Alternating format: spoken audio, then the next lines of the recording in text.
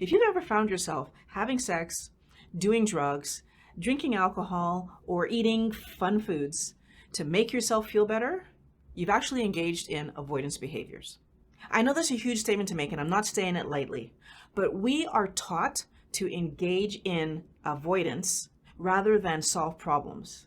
Today, I'm going to share with you how you can actually cope so that you can put down those avoidant, self-soothing behaviors. Hello, Wellness Warriors.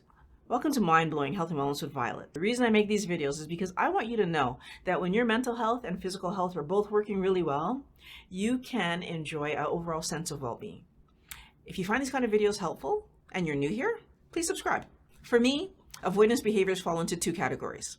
The first one I want to talk about is behaving as if everything is happy all the time and that there aren't supposed to be problems in life. And what that looks like is that anytime something happens that is negative, the person just goes, it doesn't matter. Don't worry about it. I don't really care about that. Now, on the surface, it might look like the person actually is fine, actually doesn't care. But when you talk to this person, so when I see people like this in my office, they did actually care. They were actually bothered. And the reality is that they're not happy with what's happening. This is not a solution. Pretending like the problem doesn't exist is not a solution. And what usually happens is that over time, because they are actually bothered, at some point the person has an explosion moment. And that explosion moment can lead to a huge argument and more likely lead to the termination of the situation. So the person would do something like stop being friends with you, or the person might stop attending the event if it's an event related, quit the job, right? So the person puts up with the negative, pretending it's not there, and then explodes and runs away from the problem. Now, the other large area where we see avoidance behavior is distraction. So that's the case where I don't feel good. I need to relax, so let me drink some alcohol, or I need to have fun, let me smoke some marijuana or any other drug. Oh my gosh, my boyfriend left me, I'm so hurt, let me eat some ice cream. Where I'm actually seeing the problem, so I know what's bothering me in a lot of the cases, and then I'm doing something that doesn't actually address the problem to make myself feel better. These are not true solutions to the problem. What they do is they mask the problem and put you in the position where the problem will continue. So again, the person is still living, repeatedly being hurt by the same problem because you're not addressing it. What's worse with this kind of situation is that we add to it, because not only am I not addressing the problem, but I'm actually introducing a new problem, because a lot of the time what I'm doing to help myself feel better isn't healthy. So rather than address the person who annoyed me, I go and drink to relax. Then what's actually happening there is I'm opening up a new problem. So we do know that if you drink or do drugs, the possibility, and if you do it enough, so the possibility that if I constantly being bothered by people and this is the way that I de-stress, I could become addicted. I think most people are fully aware of that. The one that's more sneaky is if I allow myself to de-stress through sex or de-stress through food.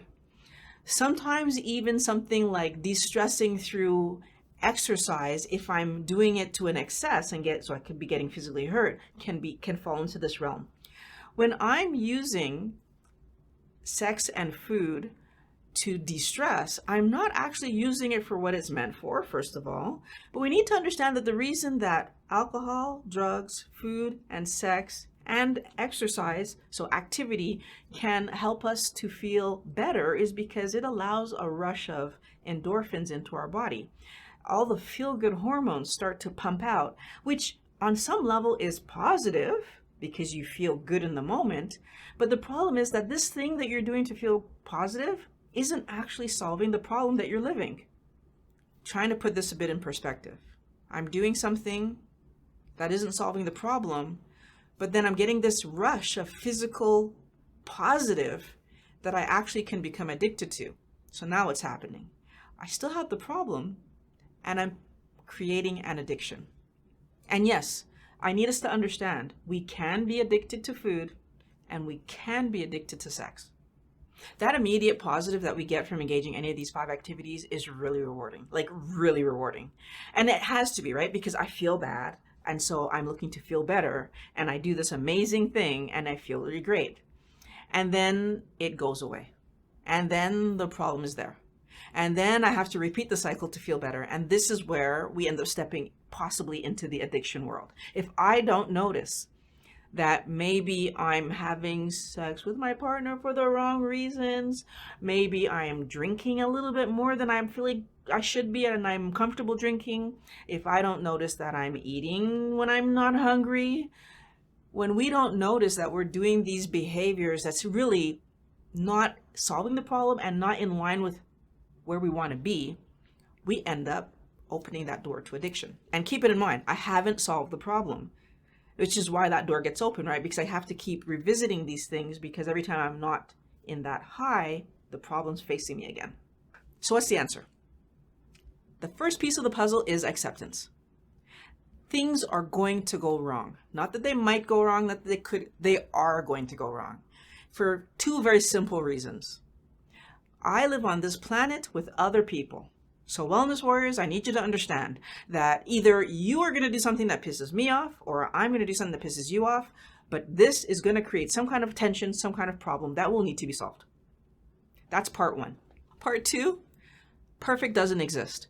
There is no way for me to live my life and do everything correctly all the time and everybody else is going to do everything. Perfect as an idea is a trap.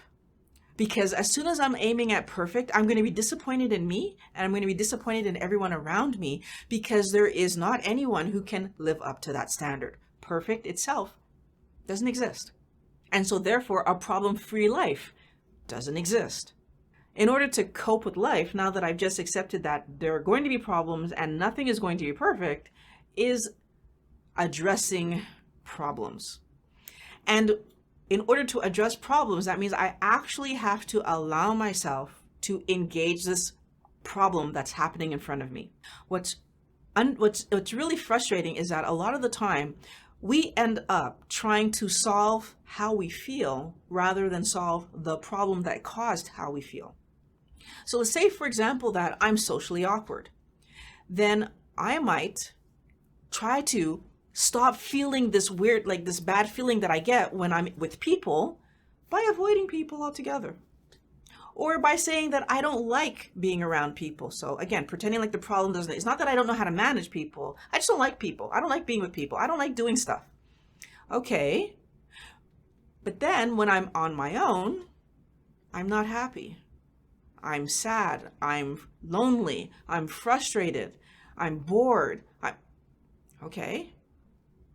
But then that bad feeling, so what do? Well, I drink or I eat excessively when I'm on my own.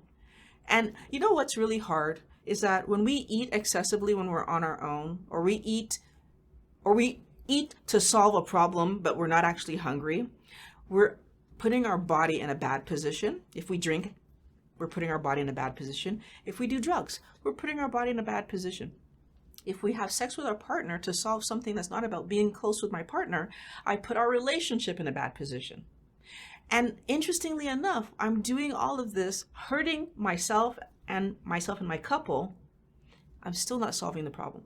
But what happens when I recognize that what's bothering me is that I don't know how to do this social thing? Then all of a sudden, the answer becomes, figure out how to do this social thing. Right? So rather than avoiding the problem, I'm actually looking directly at the problem. All of a sudden, instead of drinking or eating, or I'm actually learning about a social skill that perhaps I didn't get earlier in life. It doesn't matter why I didn't get it. If I learn to do it today, then I will no longer have this issue today, and then I can get on with my life without this being a barrier to me. What happens if I'm socially awkward and I just decide, you know what, I'll do what everybody else does. I will drink to loosen up. Well, there's 2 problems that I have with that situation. First of all, it would mean that every time you're going to socialize, you will need to drink. So we're in that situation again where alcohol is becoming a part of your life, possibly if you want to have an active social life, which then means that you're in that unfortunate position where you could become addicted. But take this a step further. What happens to situations where we're going, there won't be alcohol? Well, now I put myself in a position that if I actually want to go, I need to drink before I go. Again, creating the story where alcohol is becoming a bigger part of my life than I might want it to be. I feel like it's so obvious when it's alcohol and drugs because we could see where it's easier to become addicted to these things. Problem is, what happens when I'm doing the same thing with food? What happens when I'm only going to events where it's going to be around food because I could kind of play with my food and focus on my food and not be strange that I'm not talking if I'm eating, right? But again, I'm creating this situation where my comfort in a situation that's about social is coming from the food in front of me. Or I don't go, but then I take care of me by eating ice cream or take care of me by eating cookies or drinking. Like putting my health in a bad position because I don't know how to manage a social situation versus the true answer, do some research, understand how to be more social, so learn how to be more social and then engage that. What about the fact that everybody does it, right? Everybody drinks alcohol when they're stressed. Everybody eats ice cream when they get broken up. What about the fact that everybody does it? Like, is it because everybody's doing something that's harmful, I should also do that thing that's harmful, especially if I figured out that it's harmful to me? Wellness warriors, I want you to understand that we're in a lot of trouble today because we keep trying to do what everybody else does. And I want you to understand that your health, your happiness, your well-being comes before what other people are doing. Once you figure out what's healthy for you, I want you to focus on it. I want you to push for it. I want you to do the things that keep you in a good place. We are all overweight because the world has been telling us for years that fat causes people to be fat and that we should focus on taking the fat down. And yet in the years since 1970, whatever it was that started to be said, we've consistently risen in our weight. So clearly there's a flaw in what we've been told. But we keep doing it because everybody else is doing it, because these foods are fun, because everything tastes better when it's carby and delicious. And is that really what we want to be doing? Guess what? Everybody else doesn't have perfect health. Everybody else doesn't have problem-free relationships. Everybody else isn't debt-free. When we look at the other side of the fence and we think the grass is greener, you have to keep it in mind that perspective is everything. The same way that sometimes we don't talk about the problems we're having in our lives, other people don't talk about the problems that they're having in their lives. And if being like everybody else would mean not addressing the problems happening in your life, then that would mean remaining in a negative situation, which would mean continuing to be unhappy. And the question I have for you is, why would you want that? Even if you could accomplish it, why would I want to not address a problem just so that it could keep haunting me, leaving me to engage in self-soothing avoidance behaviors versus address the problem and find some kind of solution? And the reason that most people don't do it, because solving problems takes work. You actually have to allow yourself to identify the problem, identify possible solutions, and then consistently apply those solutions to your life. Consistently. And guess what? If I apply a solution to my life and it doesn't work, I have to go back to the drawing board and choose another solution. Or if I didn't have more than one solution, find a new solution. And this is a repeating process. I have to keep working on it until I find the solution that will work for me. Another reason that we don't do it, Wellness Warriors, is because we're looking for that easy answer. Oh, that worked for you? Let me do it. Even if it really didn't work for them, because we don't know, because they're not going to tell us if it didn't work for them, because maybe they don't even know it's not working for them, because maybe they're avoiding. But you know that when you avoid, you don't feel good in this solution because it's not a solution. When you avoid and the problem keeps popping up and you keep having to run away from the problem, whether you're running away from it by saying it doesn't exist until you explode, or whether you're running away from it by doing some kind of self-soothing avoidance behavior that just makes you feel bad and the problem's still there, you know it's not working because you still have to engage this problem. And honestly, I don't want that for you. I don't want you engaging in addictive behaviors because they feel good in the moment, and then you just live this cycle of being in a problem and then self-soothing. That's not what's going to help you to have a happy life. What will help you to have a happy life is solving the problem long term, which means actually seeing the problem, engaging with the problem in a different way so that the problem isn't problematic. It's actually not problematic anymore. And how will I know it's not problematic anymore? Because once I've engaged it, it either will not be there any longer. Like once I pay my bill, the bill doesn't exist any longer. It's no longer problematic. Or I go out into that social situation and I'm at ease. I'm comfortable. I'm able to engage with the people that I want to engage with, and I feel okay about it.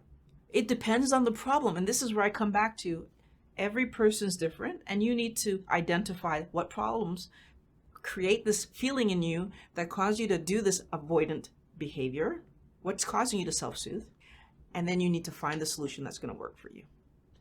I hope you found this video helpful, and if you did, I would love it for you to share this video.